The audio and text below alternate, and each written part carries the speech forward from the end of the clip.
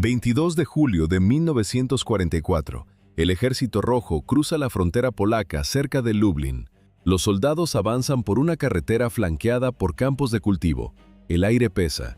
Un hedor dulce y metálico a materia orgánica quemada satura el ambiente kilómetros antes de divisar las torres de vigilancia. No es humo de combate, es el rastro de una industria. Los zapadores derriban los candados de las puertas principales. El hierro cede.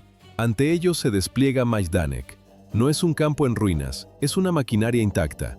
Los soldados, curtidos en el frente oriental, retroceden. Algunos vomitan. El suelo está cubierto por una alfombra de ceniza gris que cruje bajo las botas.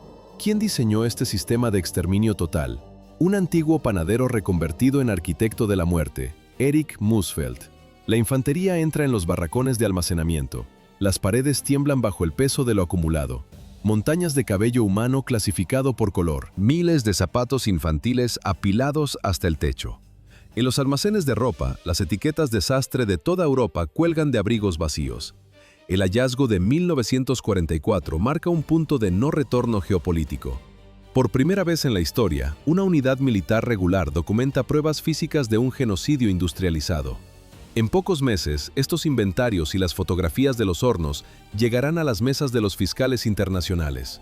Pero ahora, en el silencio de Lublin, los soldados solo ven la capacidad técnica del acero. Los hornos de ladrillo refractario aún conservan el calor de los últimos cuerpos. Las cenizas todavía están calientes. Las columnas soviéticas penetran en el corazón del complejo administrativo. El mando soviético no se detuvo en la periferia. Las unidades del Ejército Rojo entraron en Lublin a finales de julio de 1944. Lo que hallaron en Majdanek no fue una posición defensiva, sino una anomalía técnica. ¿Por qué los alemanes no dinamitaron el complejo? La velocidad de la ofensiva soviética fue superior a los protocolos de evacuación. Las SS abandonaron las instalaciones antes de completar el desmantelamiento. Majdanek operó como un sistema de ingeniería preservado. Las cámaras de gas permanecían intactas.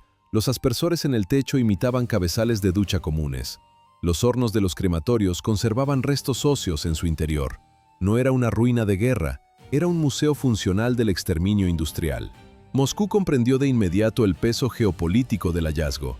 El mando militar convocó a periodistas internacionales, observadores aliados y oficiales extranjeros. Era la primera vez que la coalición obtenía pruebas físicas irrefutables de la solución final. La evidencia no consistía en relatos, sino en estructuras de hormigón y acero. 50.000 pares de zapatos en un solo almacén. El impacto visual precedía al análisis de los datos. En el bloque administrativo, los investigadores recuperaron miles de páginas de contabilidad oficial. Los documentos detallaban el inventario de cada ejecución con precisión burocrática. Detrás de los hornos de Majdanek no había monstruos de leyenda, había ciudadanos. Los registros administrativos, recuperados en 1944, revelaron una contabilidad del exterminio. Cada ejecución tenía un folio, cada folio, un responsable. Entre miles de nombres, destacaba uno: Erich Musfeld. Nació el 18 de febrero de 1913 en Neubrück. Su origen era anodino. Una escuela primaria hasta el 8º grado. A los 17 años terminó su formación como aprendiz de panadero. Sus manos estaban hechas para amasar trigo, no para apilar cadáveres. Se casó, tuvo un hijo. Estaba destinado al olvido de la clase obrera alemana. Pero el sistema político de los años 30 ofrecía un camino distinto. El 30 de enero de 1933, Adolf Hitler juró como canciller del Reich. Para un joven sin perspectivas, el nacionalsocialismo no era una ideología, era un ascensor social. La transformación fue visual y metódica. Musfeld se quitó el delantal blanco de panadero. En 1933 se ajustó el brazalete de las SA. Sus manos ahora sostenían estandartes en lugar de bandejas de pan. 4 años después, en 1937, cambió el uniforme marrón por el negro de las SS. La maquinaria del Estado lo estaba moldeando. En 1939 recibió su carnet oficial del partido nazi. El panadero de Neubrück ya no pertenecía a su familia. Pertenecía a la estructura del genocidio. El 1 de septiembre de 1939 comenzó la invasión de Polonia. Ese día, Musfeld formalizó su ingreso en la organización. La invasión de Polonia en septiembre de 1939 cambió el destino del panadero. Moosfeld recibió una nueva asignación. El Estado ya no necesitaba pan, necesitaba verdugos. En enero de 1940, el sistema lo integró en las SS Totenkopfverbände. Eran las unidades de la calavera. Sus miembros no eran soldados de primera línea, eran administradores del exterminio. ¿Qué enseñaban en las divisiones de la calavera? El objetivo era anular la empatía. Theodor Eicke, el primer comandante de Dachau, diseñó el programa desde 1934. Los guardias debían ver en el prisionero a un enemigo del Estado, un objeto destinado a la destrucción. Las SS Totenkopfverbände no formaban parte de la Wehrmacht. Jurídicamente eran una extensión del partido nazi, una élite administrativa del terror. Sus insignias en el cuello, el cráneo y los huesos marcaban esa distinción. No combatían contra ejércitos, combatían contra civiles desarmados. El entrenamiento de Eicke exigía una disciplina ciega. La crueldad extrema era un requisito reglamentario. Moosfeld demostró ser un alumno aventajado. Asimiló cada instrucción con frialdad técnica. Las lecciones de deshumanización estaban aprendidas. La formación teórica terminó en agosto de 1940. Erich Moosfeld llegó a Auschwitz.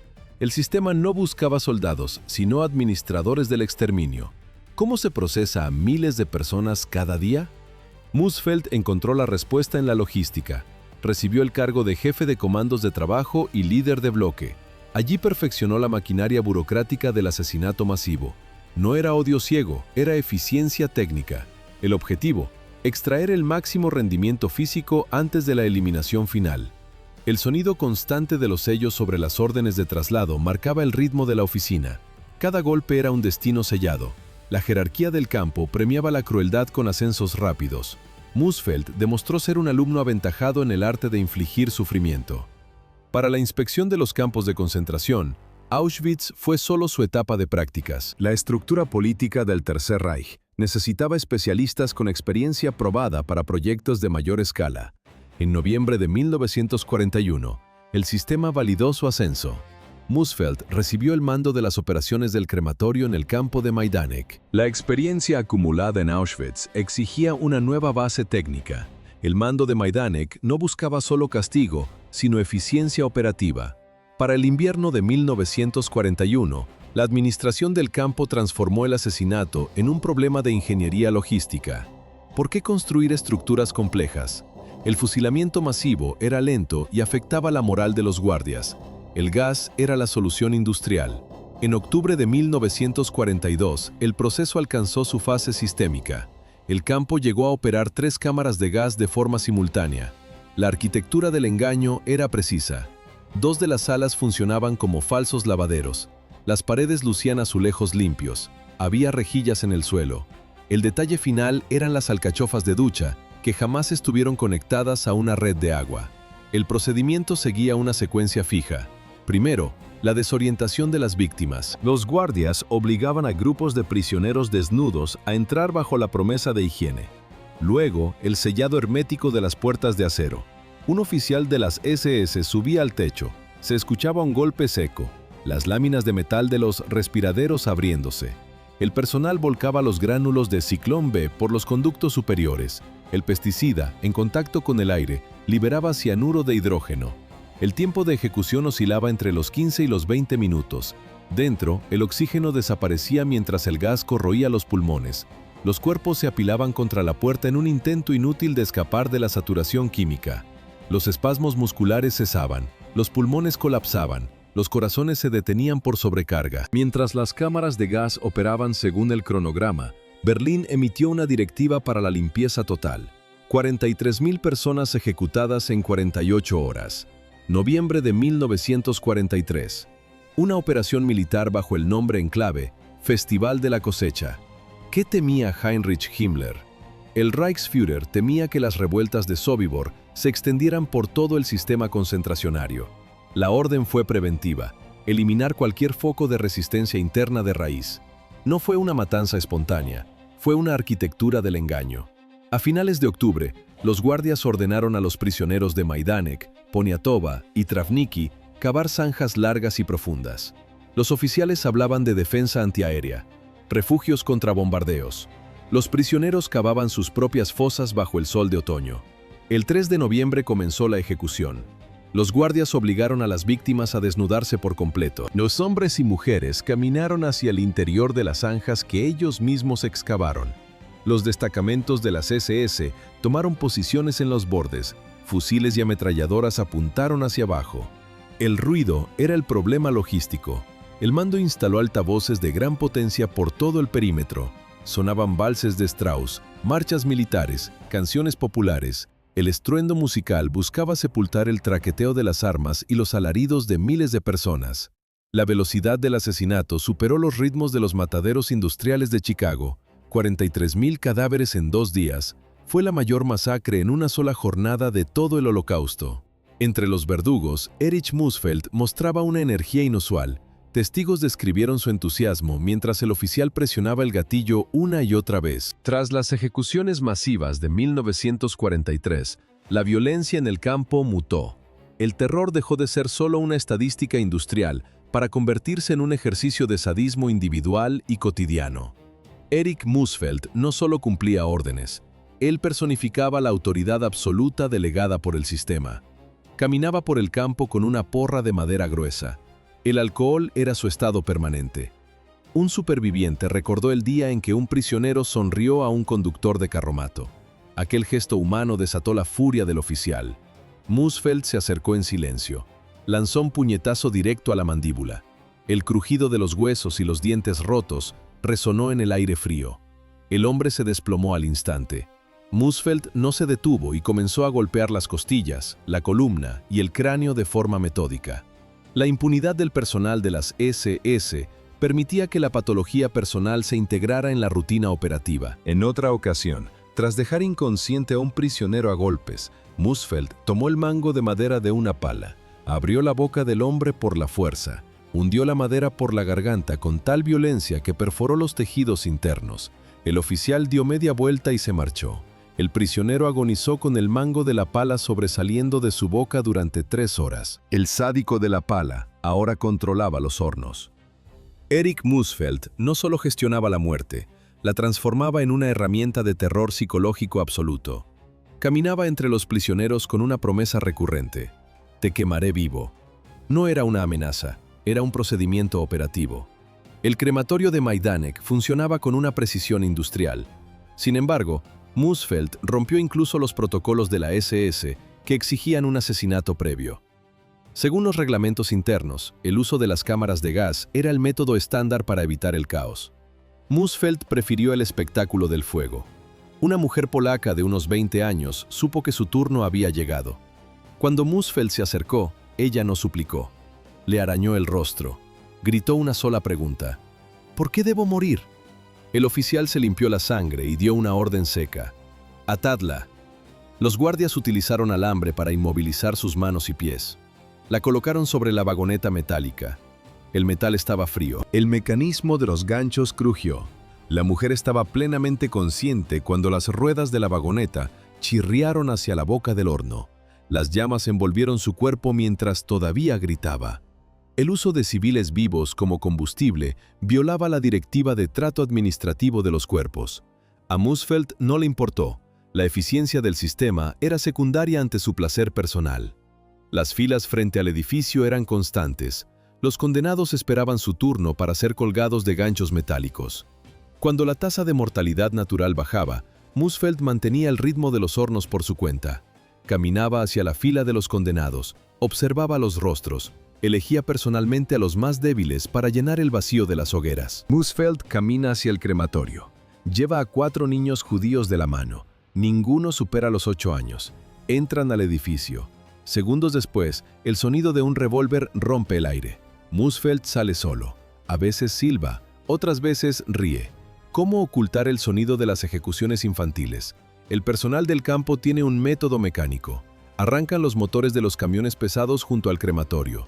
El ruido del diésel en ralentí devora los gritos. Son los mismos vehículos que transportan los cadáveres hacia las piras en el bosque. Cuando los adultos se agotaban, la maquinaria se enfocaba en quienes no podían trabajar.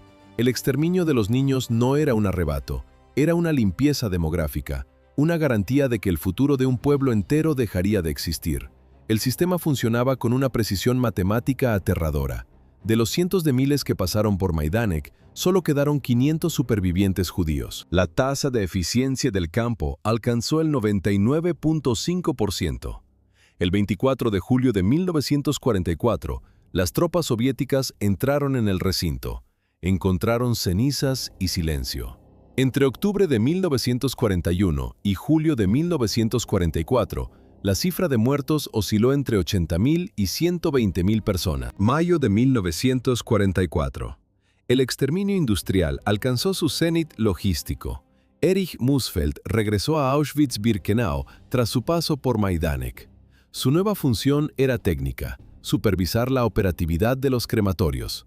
El Tercer Reich inició la Acción Húngara.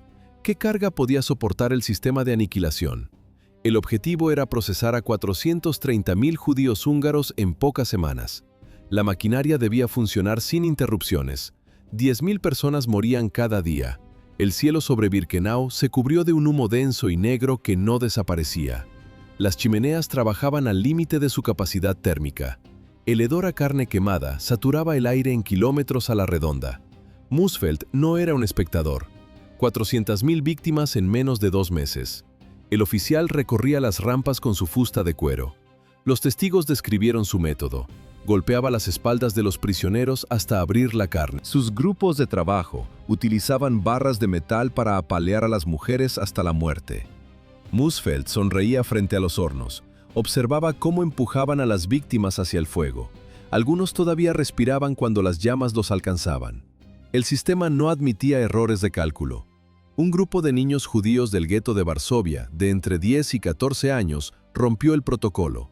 Durante el pase de lista, el pánico los superó. Se separaron de sus padres. Corrieron en todas direcciones por el campo. Los guardias los rodearon rápidamente. Los niños lloraban y buscaban refugio entre las barracas. Musfeld detuvo el caos con una orden seca.